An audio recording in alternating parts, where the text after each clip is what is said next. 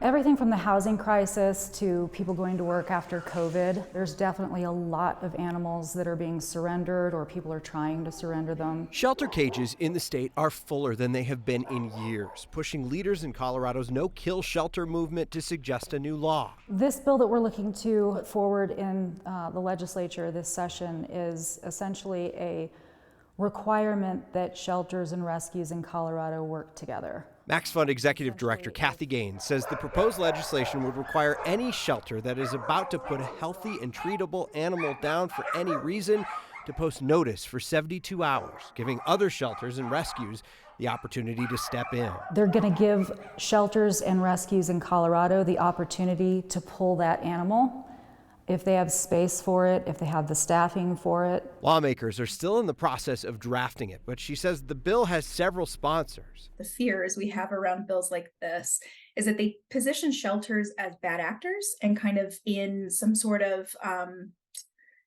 negative relationship with rescues. Potential opponents like Rachel Heatley with the Denver Dumb Friends League say if the bill looks like a similar one floated in California this year, some shelters have concerns. There is the possibility with a bill like this that less resource shelters could run into a problem where in order to make space for the animals they're holding for those 72 hours, they would need to euthanize the animals in their care to make that space available. Gaines says this isn't about a difference in philosophy.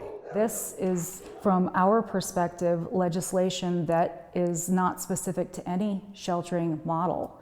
It's more just asking for transparency among shelters and rescues. So Colorado doesn't release data on reasons for euthanization of shelter animals, so a lot of what you hear is purely anecdotal. So all of that would have to be sorted out through a rulemaking process if this bill passes. How do you enforce this? What's the penalty for a shelter that puts a healthy and treatable pet down without providing notice? A lot of unanswered questions about this still in the drafting stages, but an interesting concept, Tom. Yeah, like so many rules and laws, though, for many people, it's strictly about the animals. It's more of a heart issue than it is a head issue, if you will. So we'll be following this and see how people react to it. Thanks, Steve.